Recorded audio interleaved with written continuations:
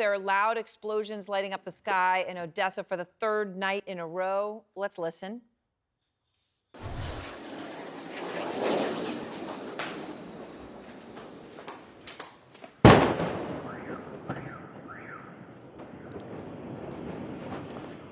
Brendan, can you get my flak?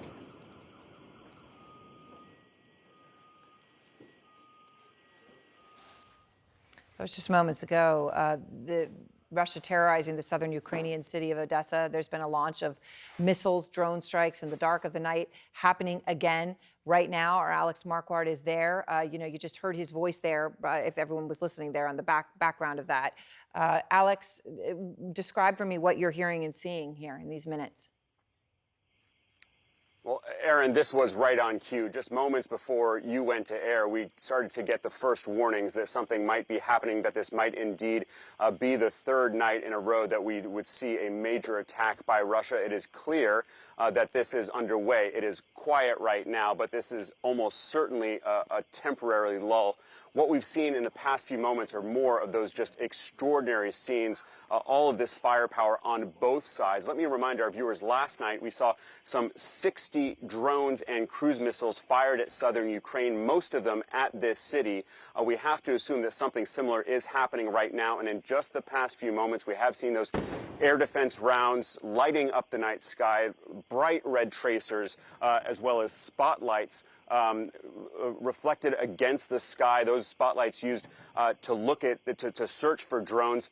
And then perhaps most dramatically, Aaron, what appeared to be interception rockets flying every which way. One going that way, appearing to try to be taking out an incoming missile. Another one straight back behind me, which did appear to take out a missile. There was a huge explosion in the sky, this monster glow lighting up the night sky. There was a lot of anxiety earlier today and into the night, Aaron, of course, after these two just staggering nights of attacks. The question whether there would be a third, it does appear this city is now under attack yet again by Russia. Whether it will continue, of course, that is the big question for now. Last night's attack lasted over an hour, and for now it has only been about 20 minutes. So we are obviously keeping a close eye on the situation.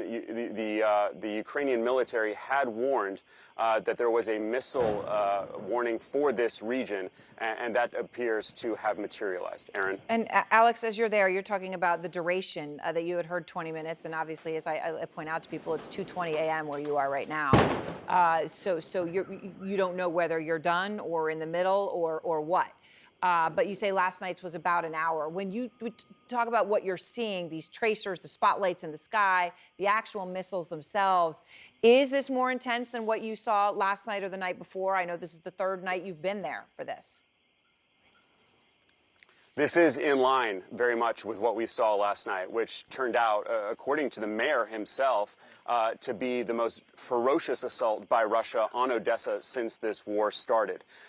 If the attack ends now, and again, it is rather quiet right now, except for a car alarm that I can hear nearby, and that's what's happened when you've had these rockets being intercepted, these Russian missiles being intercepted, and these shock waves just flying all across this city. So it's very difficult to say. But Aaron, it has been like clockwork. I've been on your show for the past two nights. It has happened at exactly the same time, just before 2 a.m., starting to get word on social media from official channels that drones and missiles might be heading towards Odessa. You start to hear those air raid sirens. Then you start to see the air defense tracers.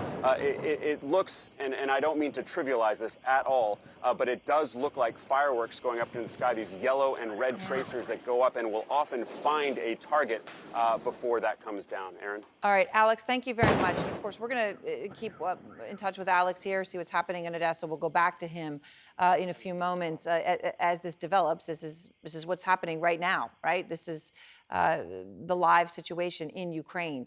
And it comes as we've been getting new video that purports to show the Wagner chief, Yevgeny Prigozhin, for the first time, his first public appearance since he led the armed rebellion in Russia. Now, we believe this video was likely shot or filmed on Tuesday night. We cannot definitively say it is Prigozhin, but here's what we do know from Fred Pleitgen out front.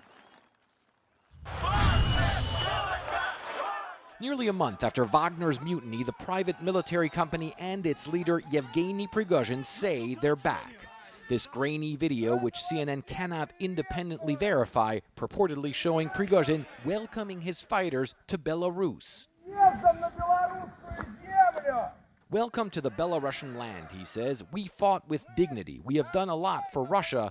What is happening now at the front lines is a shame in which we do not need to participate. We need to wait for the moment when we can prove ourselves fully. Prigozhin as critical as ever of Russia's defense ministry and apparently signaling his fighters could return to the front lines in Ukraine. Various social media accounts had already reported movements of what appeared to be large Wagner convoys on the move towards Belarus. And CNN analysis of satellite images from Planet Labs and from Airbus showed a convoy of Wagner fighters had already arrived at a formerly abandoned base southeast of Minsk. Some of the Wagner fighters training Belarusian troops, as seen here on state media.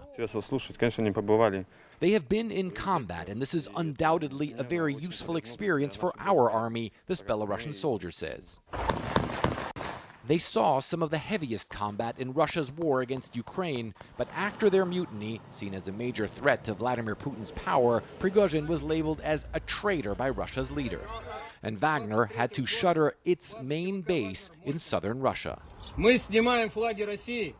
The base ceases to exist, this fighter says. Wagner private military company is relocating to new areas.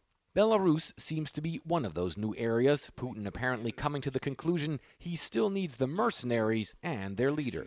The head of Britain's intelligence service, MI6, telling CNN Prigozhin is, quote, floating around after the rebellion. If you look at Putin's behaviors on that day, Prigozhin started off, I think, as a traitor at breakfast. He had been pardoned by supper, and then a few days later he was invited for tea. And one of Prigozhin's top commanders, Dmitry Utkin, vowing the mercenaries will come back even stronger. It's not the end, he says. It's only the beginning of the biggest work that will be done very soon. And finally, welcome to hell.